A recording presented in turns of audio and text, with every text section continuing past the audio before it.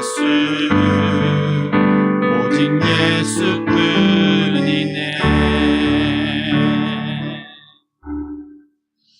아멘.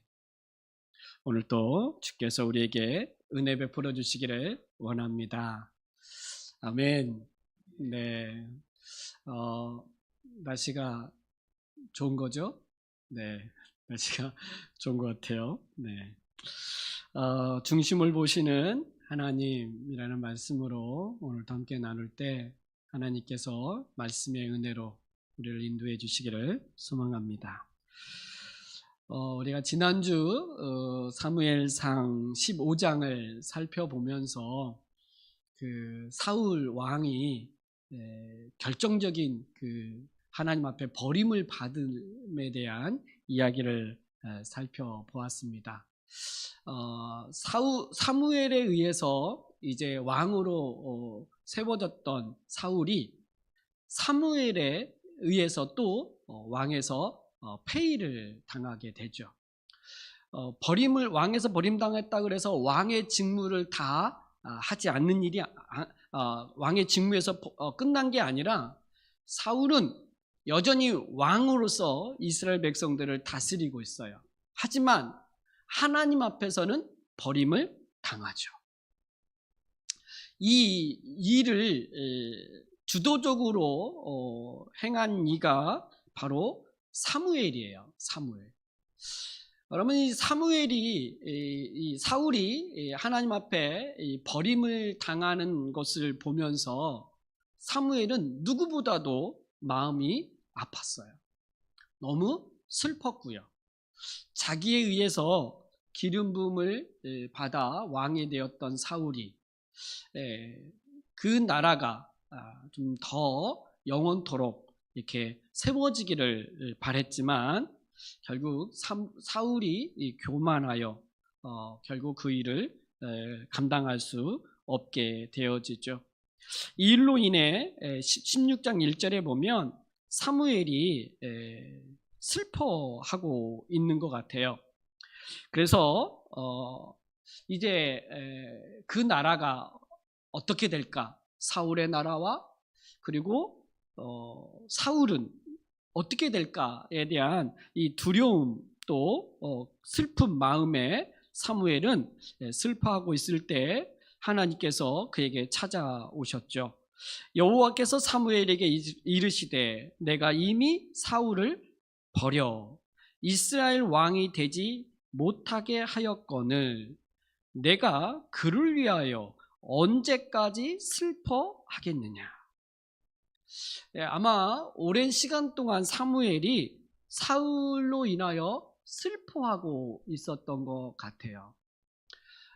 그런데 하나님께서는 사무엘에게 내가 이미 사울을 버려 이스라엘 왕이 되지 못하게 하였거늘 하나님께서 사울을 버린 거예요. 왜요? 우리가 15장에서 우리가 함께 살펴보았던 것처럼 하나님께서 사울에게 명령을 했죠. 아말렉의 모든 사람들을 진멸해라. 다 죽여라. 모든 짐승도 다 죽여라. 그래서 사울 왕은 군대를 모았고 그리고 아말렉과의 전쟁을 치루었어요. 그러면서 모든 아말렉 사람들을 다 죽였죠. 짐승들도 죽였어요. 그러나 다만 아말렉 왕 아각을 남겨두었죠. 또 가장 좋은 짐승들을 남겨두었어요. 왜? 하나님께 제사로 드리려고 이 짐승들을 남겨놓았다는 거예요. 사울 왕은 하나님의 명령에 다 순종했다고 생각하고 있어요. 왜냐하면 많은 부분에서 순종했으니까. 아말렉 사람들을 다 죽이라 그랬으니까 다 죽였어요. 다만 아각 왕만 남겨놨고 많은 짐승들을 다 죽였어요. 다만 하나님께 제사를 드리려고 좀 좋은 것들을 남겨놓은 것뿐이에요. 그런데 하나님께서는 이 사울이 이렇게 하나님의 명령에 말씀에 순종하지 아니한 것을 보면서 왕 세운 것을 후회하셨다, 이렇게 말씀하고, 왕이 지금 하나님 앞에 악을 행하였다, 그것은 하나님 앞에 악을 행한 것이고 하나님의 명령을 지키지 아니한, 순종하지 아니한 거다, 이렇게 말씀을 하고 있었고, 그런데 사울 왕은 여전히 그 말씀을 듣는데도 불구하고 순종했다고 보는 거예요. 억울하다고 이야기해요. 억울하다. 그러나 사무엘 선지자를 통해서 하나님께서는 하나님께서 번제와 다른 제사를 드리는 것보다 하나님의 말씀에 순종하는 것, 그 말씀을 듣는 것을 더 좋아하신다. 그러면서 순종이 제사보다 낫고 듣는 것이 순양의 기름보다 낫다. 결국 뭘 요구해요?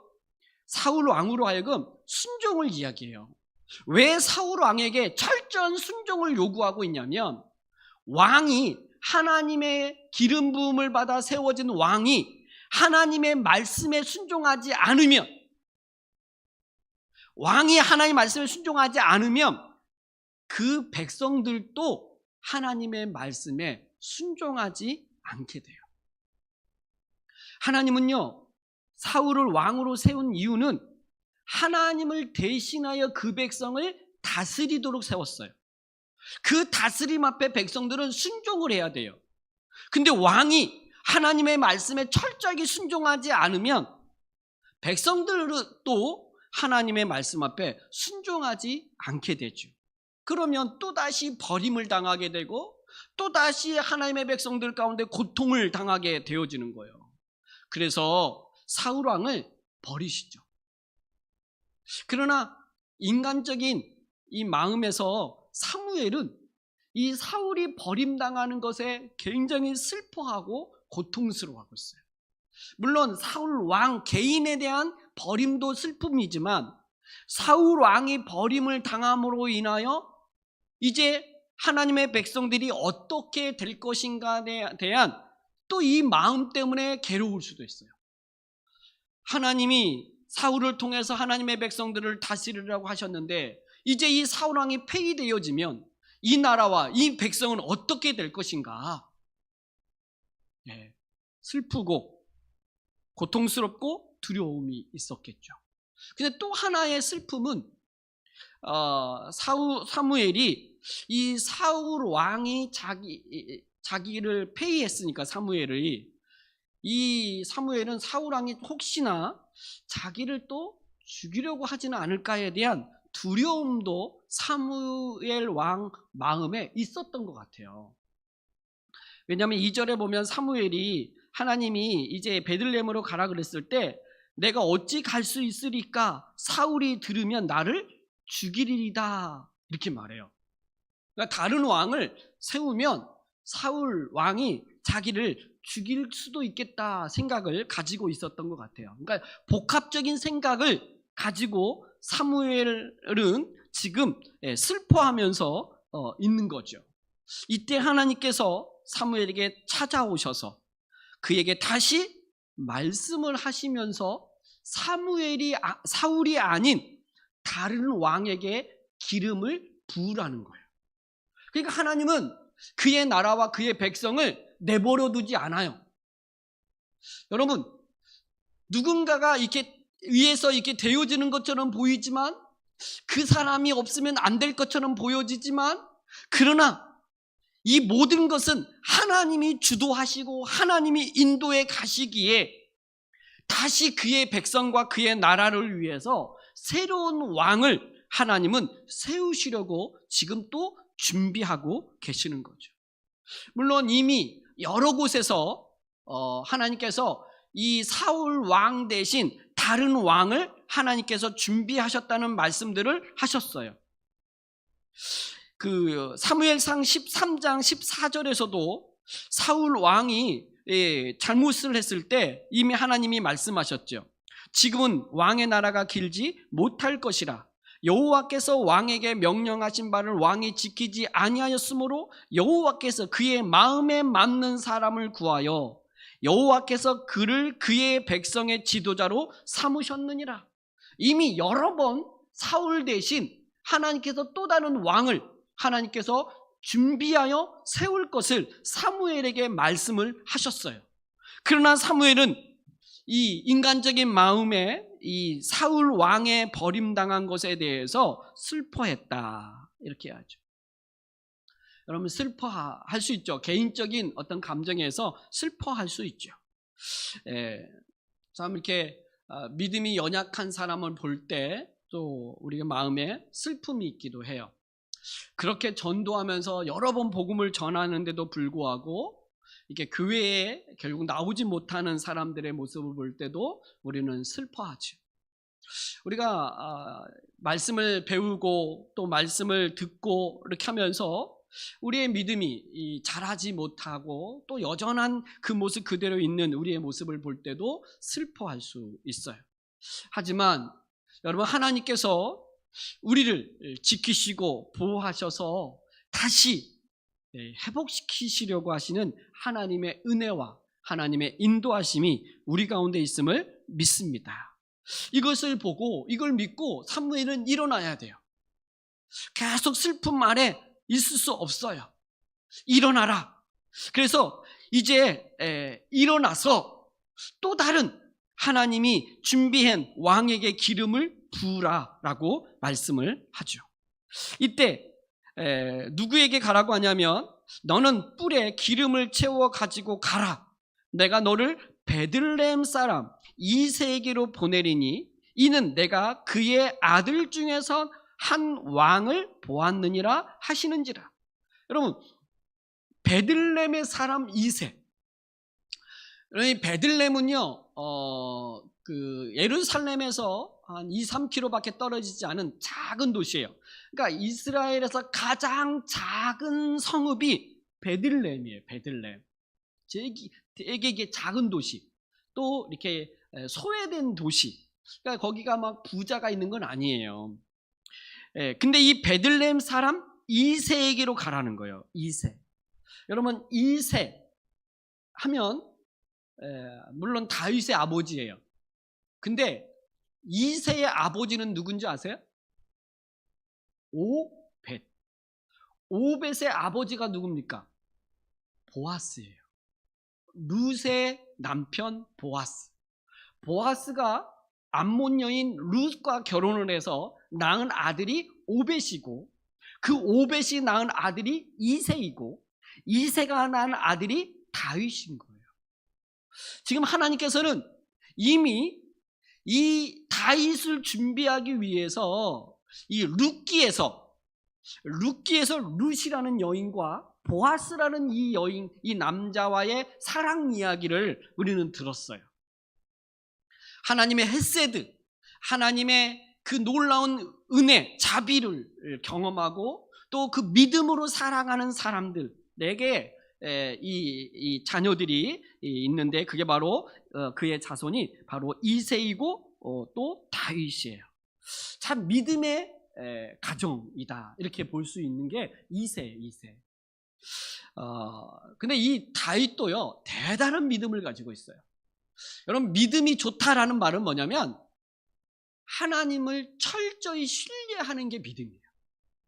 어떤 고난과 환난이 와도 정말 하나님을 믿는 그 믿음, 신뢰하는 믿음이 약해지지 않는 것, 하나님만을 신뢰하고 하나님만을 의지하는 그 모습을 믿음의 사람, 믿음이 좋다, 이렇게 말하는 거예요.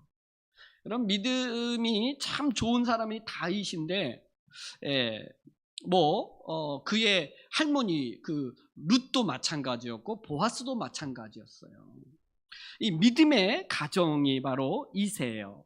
근데 이 이새의 집에 가면 그 아들 중에 한 왕을 내가 보았다는 거예요.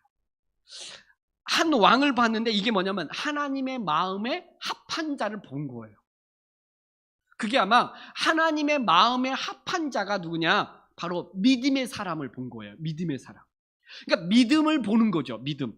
그의 마음에 하나님을 향한 믿음이 있는지 없는지를 보는 거예요. 여러분, 사실 사울 왕이 왜 폐위당합니까? 왜 버림을 당합니까?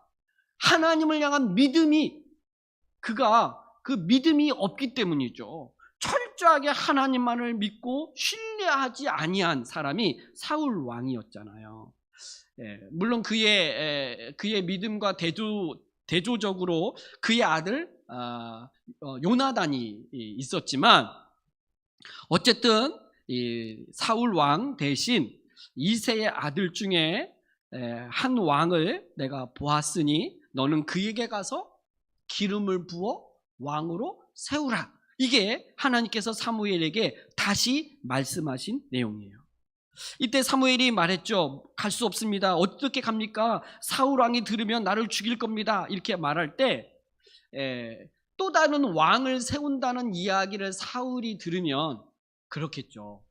여러분, 사울은요 굉장히 자기중심적인 사람이에요. 그래서 자기 말고 다른 왕을 세운다고? 그러면 금방 아마 죽이려고 할 거예요. 이것도 사무엘이 알고 있었죠.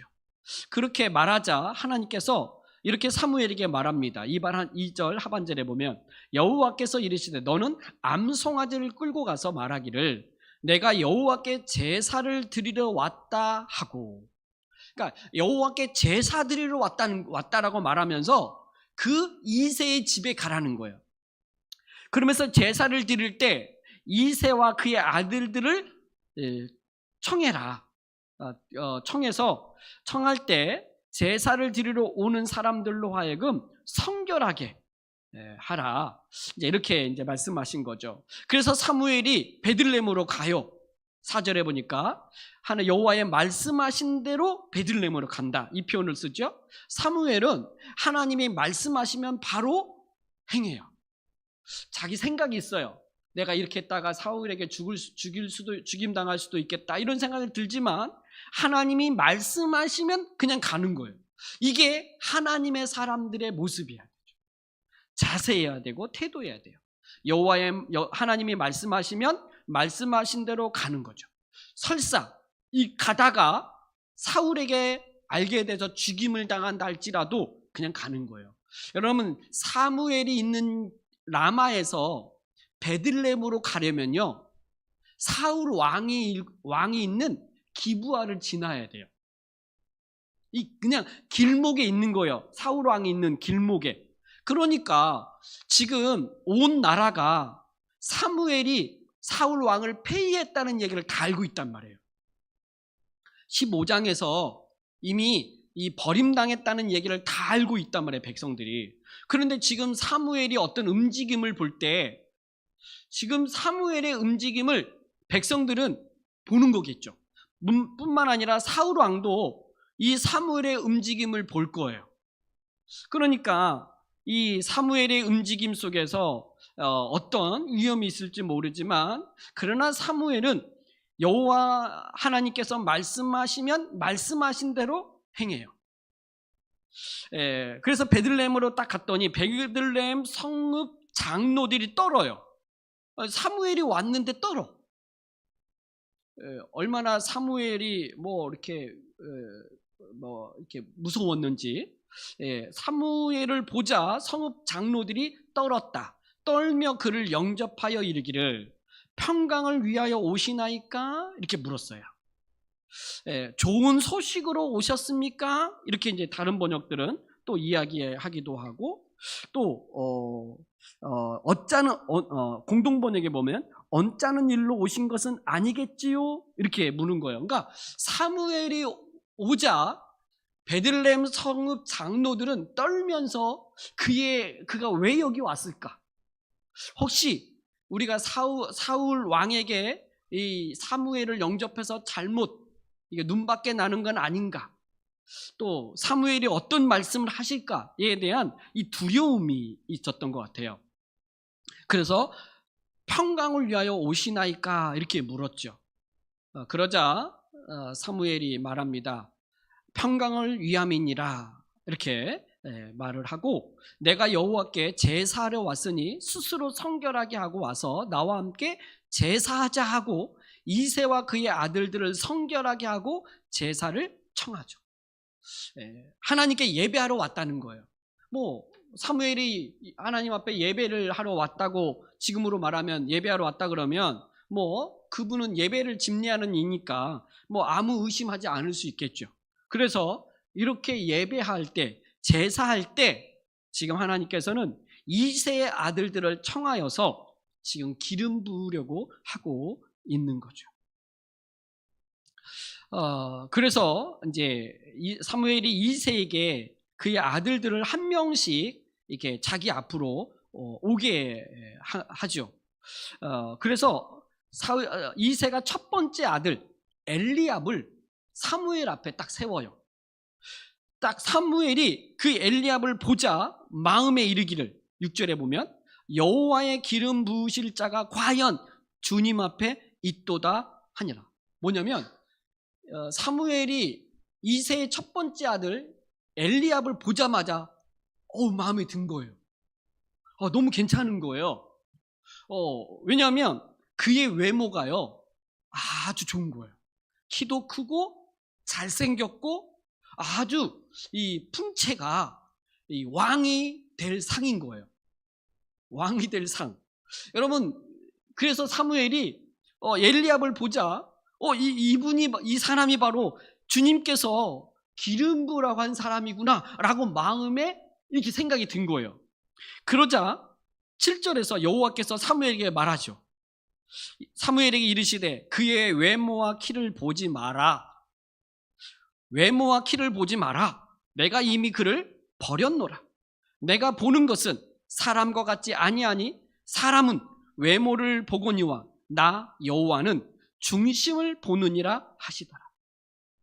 여러분, 하나님께서요 사람을 볼 때 사람을 볼 때 외모를 보죠.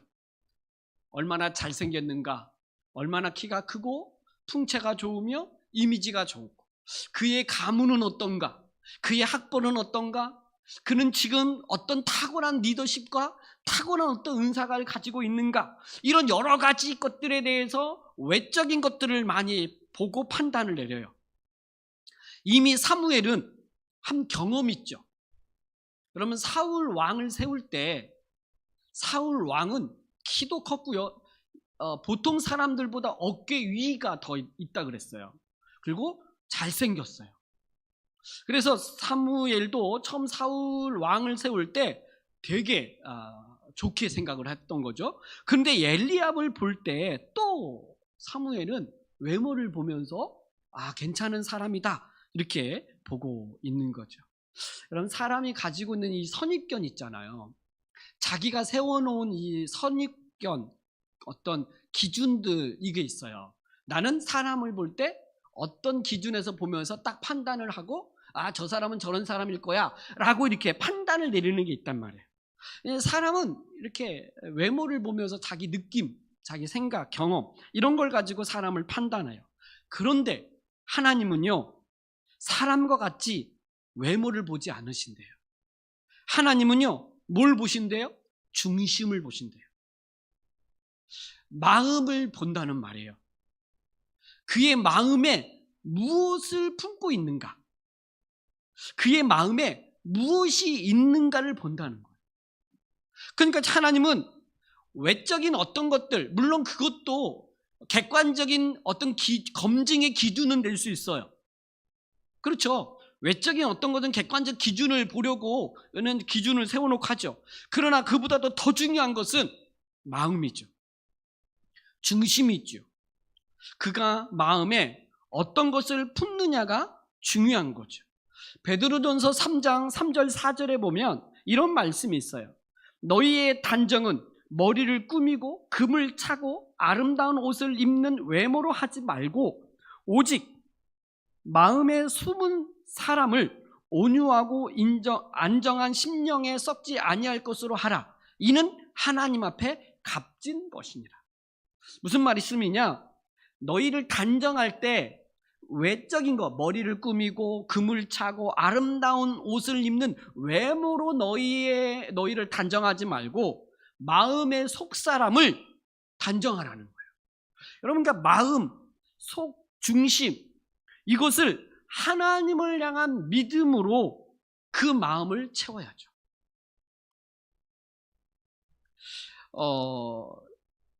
그래서 이 마음을 가지고 있는 하나님을 향한 이 열정, 그리고 하나님을 믿는 그 믿음, 이것이 있는가를 보는 거죠. 그래서 엘리압은 그 마음에서 그것이 없음을 보고 그를 버렸다. 여기서 버렸다라고 하는 것은 마음의 그것보다는 외모적인 것만을 가지고 판단하지 않겠다는 거예요. 외모적인 것으로 선택하지 않겠다는 거예요. 그의 마음, 그의 중심을 보고 하나님은 택하겠다, 이렇게 말씀을 하죠. 그래서 엘리압은 안 된 거예요. 두 번째 아들, 이 이새가 둘째 아들 아비나답을 다시 사무엘 앞으로 지나가게 하죠. 근데 사무엘이 그를 보고 여호와께서 택하지 아니하였다, 이렇게 또 말씀을 하시는 거예요. 세 번째 아들 삼마도 지나가게 하는데 똑같이 사무엘은 그를 하나님께서 택하지 아니하였다, 이렇게 말씀하시면서 7명의 아들을 다 지나가게 하고 사무엘 앞에 세웠지만 하나님이 그 어느 누구도 택하지 아니했다라고 하는 거예요. 하나님께서는 사무엘에게 베들레헴의 사람 이새의 집에 가라, 그 아들 중에 한 왕을 내가 보았다, 이렇게 말씀하셨는데 사무엘을 그 이새의 아들들을 다 보았는데 없는 거예요. 그래서 11절에 사무엘이 이새에게 말하죠. 내 아들들이 다 여기 있느냐? 이렇게 물었어요. 여기 있는 거 맞아? 그러자 이새가 이르되 아직 막내가 남았는데 그는 양을 지키나이다. 그러니까 이새는 그 막내 아들을 어떤 자격이 없는 걸로 본인이 본 것 같아요. 그러니까 이새도 어떤 외적인 어떤 걸로 판단하면서 막내 아들 다윗을 제껴놓고 형들을 대신해서 양을 지키도록 하고 있는 거죠. 어떤 번역들은 이 막내라는 이 단어를 찌꺼기, 이렇게 어떤 신학자는 막 이렇게 얘기해요. 그러니까 굉장히 하찮은 아이, 그냥 볼품없는 아이, 이렇게 내세울 만한 아들이 아닌 아들, 이렇게도 막 설명을 하는데 너무 과하지 않는가라는 생각이 들지만 어쨌든 이새는 이 막내 아들 다윗을 데려오지 않은 거예요. 그것은 제껴놓은 거겠죠. 그러니까 사무엘도 그렇고 이새도 그렇고 사람의 외모, 사람의 어떤 외적인 것들, 이런 기준으로 보면서 제껴놓은 거죠.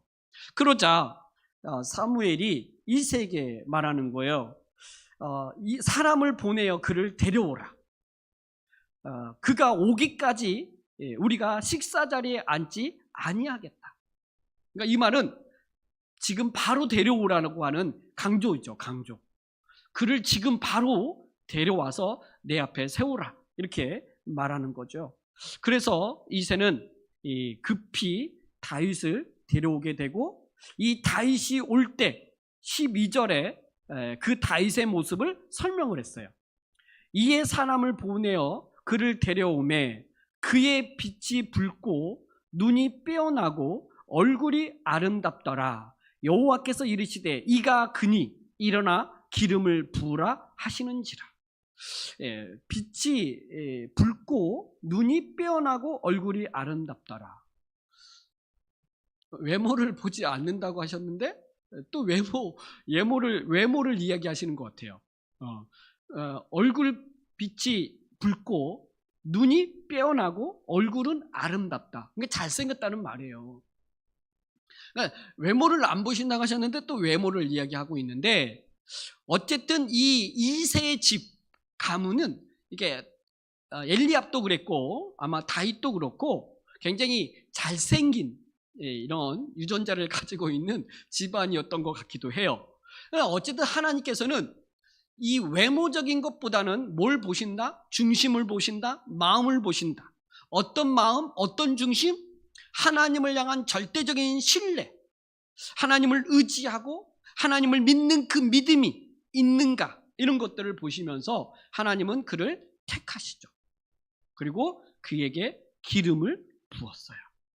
여러분, 이 사무엘이 다윗에게 기름을 붓자 그날 이후로 다윗이 여호와의 영에게 크게 감동되니라, 이렇게 말했어요.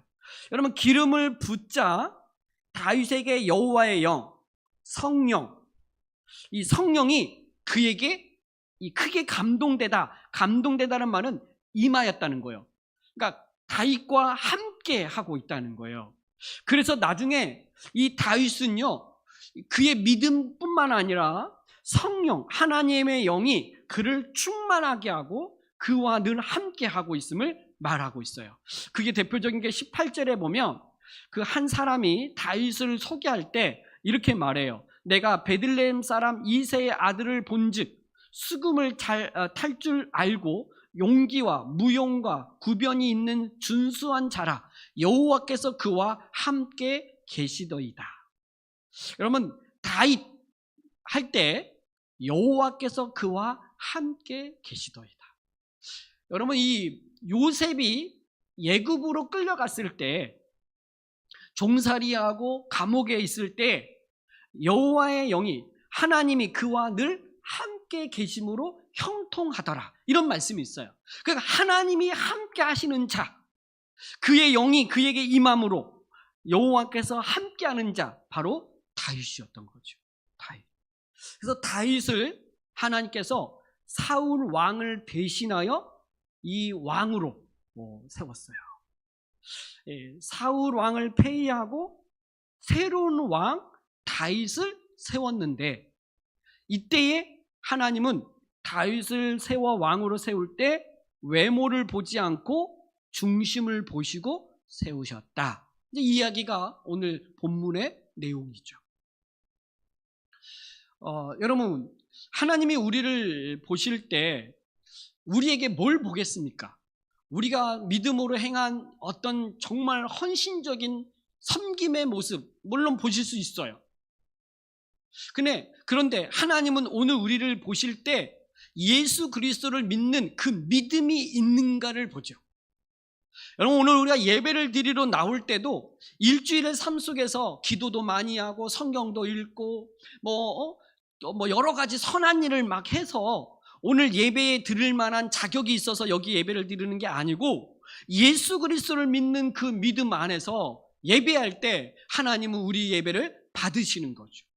신령과 진정으로 예배할지니라, 이렇게 말할 때 바로 그 진리 되신 예수 그리스도와 성령으로 말미암아 예배할 때 그곳이 바로 예배하는 장소가 되어진다라고 말씀하신 것처럼, 오늘 우리가 하나님 앞에 나오는 건 믿음이에요. 믿음. 그 믿음으로 말미암아 어떤 선한 행위들을 하죠. 그러나 그 행위는 믿음의 전제하에, 그 믿음이 있기 때문에 그렇게 하는 거죠. 하나님은 그 믿음과 그가 믿음으로 행한 그것을 기뻐하시죠. 그래서 하나님은 우리를 보실 때 뭘 본다? 우리가 뭐 했는지, 기도 일주일 동안 몇 시간 했냐, 성경을 몇 번 읽었냐, 우리가 어떤 선한 일을 했냐, 이것들을 보면서 오늘 그래, 내가 너의 예배를 받을게, 이렇게 말씀하시는 게 아니라, 오늘 또 나의 죄를 대신하여 십자가에 죽으신 예수 그리스도를 믿는 그 믿음이 있는가, 예수님을 나의 주와 그리스도로 믿는 그 믿음이 있는가, 이 믿음이 있다면 우리의 모든 삶 속에서 예수님을 주로 인정하고 살아갈 거예요. 사울 왕처럼 내가 생각하기에 이렇게 하면 하나님이 말씀한 것보다 더 좋을 거야, 다 죽여라 하지만 좋은 걸 하나님께 드리면 괜찮지 않습니까? 하나님도 좋아하실 거라고 생각하면서 자기 기준에서 그렇게 자기가 생각하기에 좋은 것대로 자기 마음대로 그렇게 하는 것이 아니라, 오늘 예수 그리스도를 믿는 그 믿음으로 우리가 어떤 일을 할 때 그 믿음을 보시고 또 그 믿음으로 행하는 우리의 삶을 하나님은 보시고 기뻐하시고 또 우리를 새롭게 하시는 그 은혜를 허락하시는 것이죠. 사람들은 얼마나 외적으로 경건함이나 또 여러 가지 행한 것들에 대해서 평가할 수도 있어요. 그러나 우리가 행하는 어떤 일들이 사람들 보기에 좋게 평가받을 만한 그런 것들이 많이 없어요. 뭐 대단하게 뭔가 한 것처럼 보이지만 다른 사람에 비해서 또 보면 보잘것도 없어 보여요. 그러니까 우리가 내세울 것이 너무 없다는 이야기예요. 그런데 왜 자꾸 하나님 앞에 그렇게 내세울 것이 없는 그것을 내세우려고 그렇게 분주하게 그렇게 마음을 막 그렇게 하냐는 거예요. 더 중요한 건 내 마음에 하나님을 향한 믿음이 있는가와 하나님을 향한 사랑의 마음이 있어. 그 믿음과 하나님을 향한 사랑으로 내가 무엇인가를 하려고 하고 있느냐. 그것이 화려하지 않아도, 그것이 뭐 대단한 일이 아닌 것처럼 보여도 우리가 믿음으로 하나님을 사랑하기 때문에 행하는 그것이 가치 있고 귀한 거라고 보고, 지금 내가 할 수 있는 것 최선을 다해서 하나님 앞에 행하는 거죠. 무엇으로? 믿음으로 행하고 하나님을 향한 사랑의 마음으로 행할 때 그것이 하나님 앞에 귀한 거다, 이렇게 보고 행하는 거예요. 오늘 이 시간 예배를 드리는 이 시간도 마찬가지죠. 저는 오늘 우리가 여기에서 모여서 함께 예배하는 이것도 정말 하나님을 믿는 믿음과 하나님을 향한 사랑의 마음으로 이 예배를 드릴 때 이 예배가 하나님 앞에 기쁨이 되고, 또 이 예배를 통해서 하나님은 놀라운 역사를 이루어 가시는 거죠. 우리가 무슨 일을 할 때 늘 기억할 것은 예수 그리스도를 믿는 믿음과 하나님께서 나를 구원하신 그 은혜와의 사랑에 감사해서 우리가 그 일을 마음을 다하여 하고 있는가, 이걸 점검하면서 우리가 그 일들을 해야 하는 것이죠. 사울 왕이 왜 폐위가 되고 하나님은 왜 다윗 왕을 다윗에게 기름을 부어 왕으로 세웠는가, 이것을 볼 때 믿음이다. 이 마음을 보시는 하나님, 오늘 또 우리 중심을 보시면서 그 믿음이 있는가와 그 십자가의 은혜에 감사하며 살아가고 있는가를 하나님은 보시면서 우리를 받아주시고 우리를 통해서 여전히 하나님은 일하고 계심을 믿습니다. 이것이 첫 번째인데, 두 번째 14절부터 23절까지 보면 여러분, 이 다윗이 기름 부음을 받았어요. 왕으로 세워졌죠. 그러면 우리는 뭘 기대합니까? 이제 다윗이 왕이 되었으니까 사울 왕은 급속하게 폐위를 당하고 이제 다윗 왕이 전쟁에 나가서 승리의 이야기만이 펼쳐질 거라고 생각하는데, 여러분, 다윗이 왕의 기름 부음을 받은 이후로도 오랜 시간 동안 고난을 받아요. 엄청난 시련을 다윗은 겪습니다. 누구 때문에? 사울 왕 때문에. 여러분, 이 사울 왕이요, 다윗을 죽이려고요, 얼마나 그의 왕권, 그가 왕으로 있는 동안 다윗을 죽이려고만 쫓아다녀요. 다윗은요, 사울을 피해서 광야로 도망가고 블레셋으로 도망가면서 이 광야의 삶을 살아가는 게 다윗 왕이에요. 그 시간이 아주 긴 시간을 이야기를 하게 되고, 사무엘상 이제 17장 이후로 그 이야기가 시작되어지죠. 그러나 당장 다윗이 왕으로 기름 부음을 받은 이후에 사울 왕과 다윗 왕의 어떤 변화를 이야기하는데, 14절에 보니까 여호와의 영이 사울에게서 떠나고, 여러분, 그 다윗이 기름 부음을 받았을 때 여호와의 영에게 크게 감동되니라. 그러니까 다윗에게는 여호와의 영이 크게 임하였고, 이 그 버림받은 사울 왕에게는 여호와의 영이 떠나요. 여호와의 영이 떠나자 그에게 뭐가 오냐면 여호와께서 부리시는 악령이 그를 번뇌하게 한지라. 여기서 여호와께서 부리시는 악령, 이게 이제 여러 해석들을 하는데, 여러분, 사단도 하나님께서 부리죠. 그렇죠? 하나님이 사단을 이렇게 다스리시지 못하는 게 아니에요. 사단과 하나님은 뭐 경쟁자 아니에요. 여러분, 사단도 피조물이고 하나님의 모든 통치와 모든 하나님의 주권 아래 있어요. 사단조차도. 그러니까 하나님의 영에 충만하고 예수 그리스도 안에 있는 사람은 그리스도 안에서 악한 영 사단을 물리치는 거죠. 명령하는 거죠. 이럴 때 악한 영도 그리스도인들에게 그렇게 이렇게 해를 가할 수 없죠. 그래서 이 사단도 악령도 하나님의 통치 아래 있음을 보여주고 되고, 이것과의 대조는 여호와의 영이 떠나자 악령이 사울에게 와서 번뇌하게 만들었다. 여러분, 번뇌가 뭐죠? 번뇌. 불교 용어로 이야기도 하지만 이 마음이 괴롭다는 거예요. 마음이 괴로운 거예요. 마음이 불안한 거예요. 여러분, 하나님으로부터 멀어진 사람의 특징이 있는데 이 마음이 불안해요. 불안. 그리고 뭐가 오냐면 두려움이 찾아와요. 여러분, 아담과 하와가 범죄했을 때 첫 번째 아담과 하와에게 찾아온 게 뭐냐면 두려움이었어요. 두려움. 그러니까 하나님이 함께하지 않고 하나님으로부터 떠난 사람들의 특징은 이 마음의 불안함, 두려움, 이 걱정, 염려가 사로잡혀요. 근데 하나님의 영에 사로잡힌 사람은 그의 마음에 뭐가 와요? 평강이 오죠. 평강. 자기 안에 인생을 살아갈 만한 능력이 있어서 평강이 아니라, 자기 자신으로부터 오는 확신이 있어서 평강이 아니라, 하나님이 주되심과 하나님이 왕되시고 나를 다스리실 것을 믿기 때문에 하나님으로부터 그의 마음에 평강으로 찾아오셔서 그 마음이 평안한 거예요. 여러분에게 이 평안함의 은혜가 있기를 주님의 이름으로 축복합니다. 우리는 예수 그리스도 안에서 우리가 평안한 자가 되었어요. 예수님이 부활하셔서 첫 번째 제자들에게 찾아오셨을 때 한 말씀이 뭡니까? 너희에게 평안이 있을지어다. 여러분, 주님으로 인하여 우리에게는 평안이 있는 거예요. 근데 하나님의 영을 떠난 사람, 죄악 가운데 있는 사람은 그의 마음에 번뇌가 있어요. 번뇌, 마음이 괴로운 거예요. 마음이 불안한 거예요. 그래서 이 불안하기 때문에, 두렵기 때문에 이 사울이요, 엉터리 같은 짓들을 막 해요. 이제부터. 그러니까 마음이 불안하니까 의심을 하게 되고, 마음이 불안하니까 사람을 못 믿어요.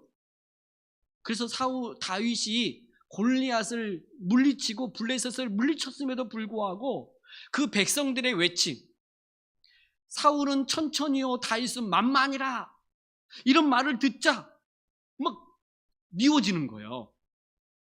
그러니까 이 하나님의 영이 떠난 사울의 인생이 어떻게 가는 거와 하나님의 영으로 말미암아 충만해져 있는 다윗이 환난과 고난 가운데서 그것을 어떻게 이겨내는가를 이제 사무엘상에서는 이 사울 왕과 다윗을 비교하면서 쭉 설명해 가고 있는 거죠. 오늘 우리 안에 하나님의 영, 성령이 계심으로 말미암아 우리 안에 평강이 있고 감사가 있고 기쁨으로 충만한 삶을 살아가는 은혜가 저와 여러분에게 있기를 주님의 이름으로 축복합니다.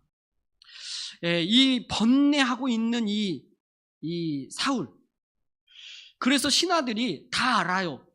하나님이 사울을 버렸다는 걸. 이미 이 이스라엘 모든 백성들 가운데 다 알고 있는 거예요. 그래서 하나님 앞에 버림을 당해서 악령이 사울을 지금 괴롭히고 있다는 거 신하들도 알아요. 그래서 15절에 보면, 여러분 15절 한번 읽어볼래요? 자, 15절 16절 같이 읽겠습니다. 시작. 사울의 신하들이 그에게 이르되,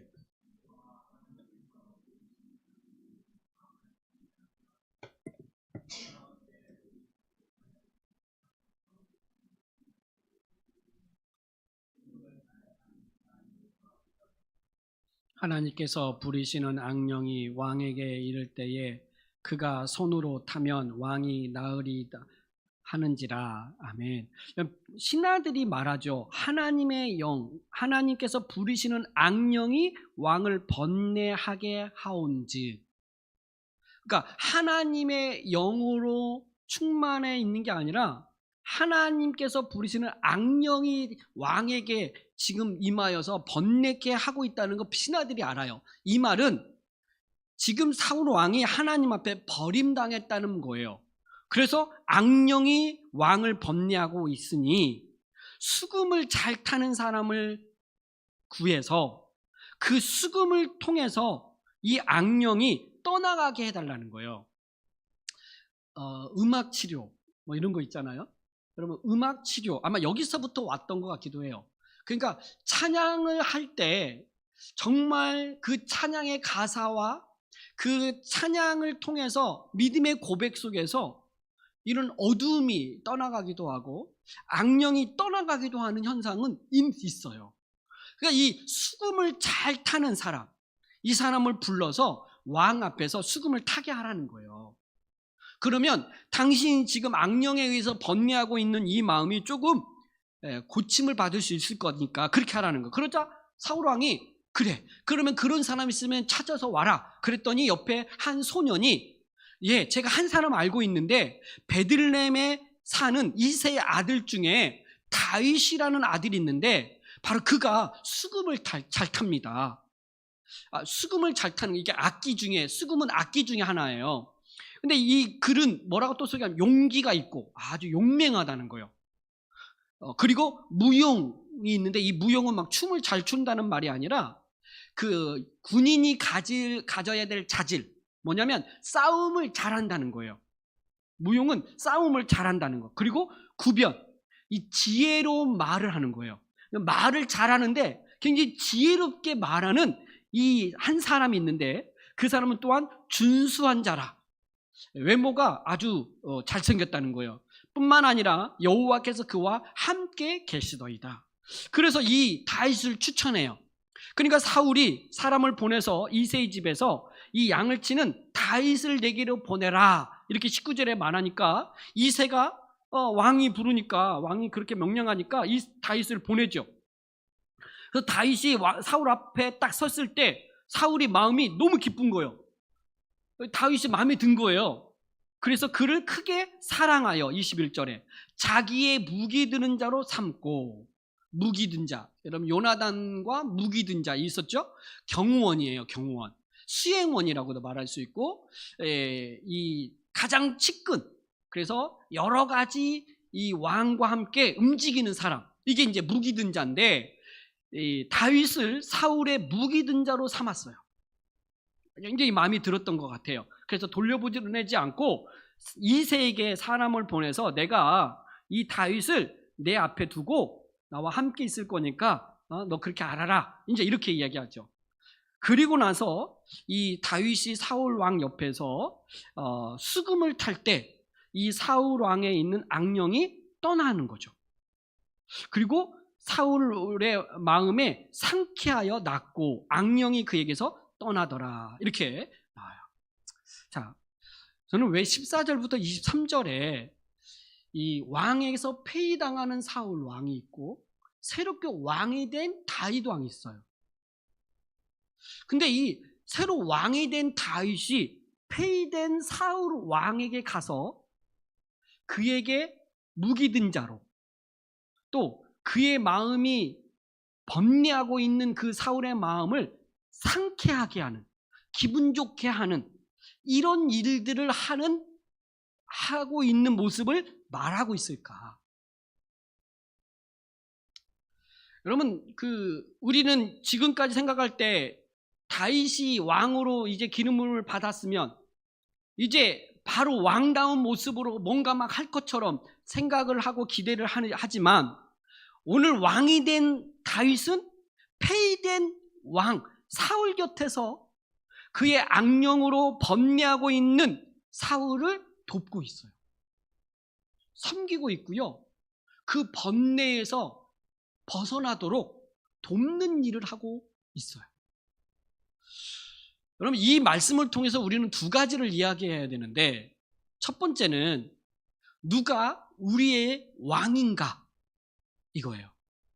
사울이 왕인가, 다윗이 왕인가, 그리고 우리에게 있어서 왕은 내가 왕인가, 예수 그리스도가 나의 왕이신가, 누가 나에게 왕으로 세워졌는가를 봐야 돼요. 왜냐하면 사울 왕이 왕일 때 그의 백성은요 고통스러워요. 슬프고요. 그리고 늘 죽음에 직면해져 있어요. 내가 왕일 때, 내 삶의 왕이 나일 때 나는 늘 불안해요. 두렵고요. 내 앞날을 한치 앞을 볼 수 없기 때문에 늘 불안해요. 근데 우리에게 왕은 내가 아니라 우리 주 예수 그리스도가 우리의 왕 되신다는 거예요. 그분이 왕으로 우리와 함께 계실 때 우리는 안전하고 그분의 다스림 속에서 우리는 평안해질 거예요. 샬롬이 우리에게 찾아올 거예요. 그래서 예수 그리스도를 우리의 왕으로 모시고 그분을 중심으로 살아가는 것, 이것이 중요하죠. 두 번째는 다윗이 왕으로 기름을 부음을 받았어요. 하나님을 대신해서 그의 백성들을 다스릴 때 그가 왕이지만 악령에 사로잡히고 번뇌 가운데 있는 그 마음에 불안하고 두려워하고 있는 그 사람들을 돕는 자로 다윗이 왕이 되었지만 그런 자들을 돕고 섬기는 왕으로 있는 거예요. 그러니까 하나님으로부터 왕으로 기름 부음 받은 왕이지만 또한 번뇌와 악령과 그 불안한 삶을 살아가는 그 백성들과 함께 하면서 그들의 마음을 상쾌하게 하고 그 악령으로부터 벗어나게 하는 왕, 그게 다윗이 해야 될 왕의 역할인 거예요. 내가 왕이니까 내 말 들어, 내 통치를 받아 라고 말할 수 있지만 그것은 그 통치와 그 권세는 하나님으로부터 부여받은 거예요. 자기에게 왕의 권세와 통치와 능력이 있는 게 아니라 하나님으로부터 부여받은 그 통치와 권위가 있는 거죠. 그렇기 때문에 그가 왕이라 할지라도 지금 악령에 사로잡혀 번뇌 가운데 있는 그 하나님으로부터 버림받은 사울 곁에서 돕는 자로서 그 역할을 감당해야 합니다. 이게 사울 왕에 버림받은 그에게 새로 왕이 된 다윗이 그 곁에서 이렇게 수준 들고 섬기고 있고 그 악령으로부터 떠나게 하고 있는 다윗의 모습을 보여주고 있죠. 여러분, 다윗은 한평생에요, 그 하나님으로부터 부여받은 그 통치권, 그 권세와 그 위엄을 그렇게 막 주장하지 않았어요. 늘 다윗은요, 그 백성들 가운데 함께 하였고, 그리고 그 백성들에게 하나님의 통치가 그들 가운데 이루어지도록 그냥 중간 역할들을 해요. 그래서 이 왕하면 다윗, 내 마음에 합한 자, 하나님의 마음에 합한 자 하면 다윗을 이야기해요. 물론 중간중간 삐끗삐끗한 적이 있어요. 다윗도 인간이니까 죄도 짓고 뭐 하지 말라는 군사 세력을 한번 인구조사도 하고 막 이런 일을 하기는 하지만, 그러나 다윗의 근본적인 마음과 중심은 그 하나님 중심이고, 그리고 또한 버림받은 사람들의 마음을 품고 있는 그 마음으로 왕의 역할을 감당하는 그 왕으로서 다윗이 그 일을 감당을 했죠. 여러분, 이게 오늘 본문의 이야기예요. 여러분, 저는 이 말씀을 묵상할 때 우리 마음이 정말 하나님께만 향하고 하나님만을 믿고 신뢰하는 마음이 되었으면 좋겠는데 이게 자신이 없어요. 늘 이렇게 교만하기도 하고, 또 내가 결심하고 결단을 하고 회개를 하더라도 또 나의 마음은 믿을 만한 마음이 아니야. 나를 믿지를 못하겠어. 이럴 때 우리에게 가장 희망은, 우리에게 해결책은 나의 진정한 왕 대신 예수 그리스도를 바라보는 거예요. 예수 그리스도를 의지하는 거예요. 여러분 히브리서 3장에 보면 1절에 이렇게 말씀해요. 우리가 믿는 대제사장이신 예수를 깊이 생각하라. 히브리서 12장 2절에도 이렇게 말해요. 믿음의 주요 또 온전하게 하시는 이인 예수를 바라보자. 여러분 우리 마음은 믿을 게 안 돼요. 하루에도 수십 번 내가 믿음의 사람인가 아닌가 할 생각이 들 정도로 우리의 마음이 무너질 때가 있어요. 그런 하나님께서 우리의 마음을 보실 때 여러분 우리는 사울을 막 욕하지만 여러분 사실 사울은요 얼마나 종교적인 사람인지 몰라요. 여러분 우리보다도 더 종교적인 사람이 사울이었어요. 말씀하면 그대로 전쟁 준비를 하고 전쟁했고 죽이라고 하면 죽였어요. 다만 조금 남긴 것뿐이에요. 우리는 어떻게 보면요 사울보다도 더 믿지 못할 마음이 우리예요. 그래서 우리의 이 마음에 이 해결할 수 없는 이것의 해결책은 우리 주 예수 그리스도를 깊이 생각하고 예수 그리스도를 바라볼 때 그분이 우리의 왕으로서 우리를 인도하고 우리를 다스릴 때만이 우리에게 진정한 해결책이에요. 우리 마음 중심이요 그렇게 믿지 못해요. 그러나 예수 그리스도를 믿는 그 믿음과 예수 그리스도를 생각하고 그분을 바라볼 때 우리는 주께서 우리와 함께 하실 뿐만 아니라 하나님이 마음에 합한 자라 이렇게 우리에게 다가오시는 거죠. 그래서 예수 그리스도를 의지하셔야 돼요. 오늘 그 예수 그리스도를 바라보고 그분을 신뢰하고 그분 안에서 우리의 모든 삶을 생각하고 가야죠. 무엇을 하든지 무엇을 생각하든지 우리가 그리스도 안에서 이 모든 일이 이루어질 것을 믿고 바라보면서 살아가는 저와 여러분이 되기를 주님의 이름으로 축복합니다. 우리 그렇게 주님을 의지하며 주님과 함께 늘 살아가고 주님 안에서 우리를 향하신 하나님의 뜻이 잘 이루어지도록 그렇게 주님 의지하며 복된 삶을 살아가는 복된 자들이 되기를 주님의 이름으로 축복합니다. 기도하겠습니다. 우리 한번 같이 또 말씀을 기억하면서 기도하겠습니다. 여러분, 여러분의 삶 속에서 오는 슬픔, 괴로움, 무엇 때문입니까? 내가 의지하고 내가 바라보았던 그것이 이루어지지 않기 때문입니까? 사무엘이 사울을 왕으로 세웠고 사울에게 기대한 바가 있었을 거예요. 그러나 그가 버림을 당할 때 사무엘은 너무 슬펐고 괴로웠어요. 그러나 계속 그렇게 내가 바라고 소망했던 것들이 이루어지지 않는다고 해서 계속 슬퍼만 하고 앉아있을 수는 없죠. 왜냐하면 하나님께서 우리의 왕이 되시고 우리의 주가 되셔서 우리를 인도해 가시기 때문에 그 하나님은 또 다른 길을 예비하셨고 또 다른 것을 준비하고 계시기에 우리는 슬퍼만 하고 앉아있을 수는 없어요. 일어나셔야 돼요.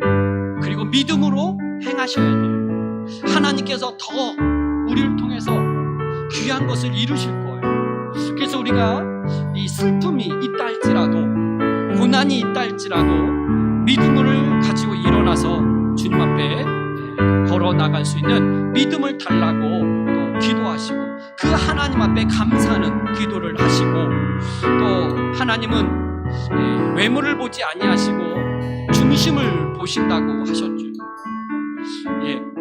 우리의 마음에 무엇을 품고 있는지 우리는 무엇을 마음에 품고 그것을 가고 있는지 우리 예수 그리스도의 십자가를 품게 하시고 그 예수 그리스도를 믿는 그 믿음으로 살아가는 자가 되게 해달라고 기도하시고 이제는 소외된 자, 버림받은 자 여러 가지 고통 가운데 있는 이들을 돌보고 그들을 섬기고 그들의 마음을 상쾌하게 하는 그런 삶이 우리의 삶이 되어질 수 있도록 우리를 사용하여 달라고 우리 함께 이 시간 말씀을 붙들고 기도하겠습니다.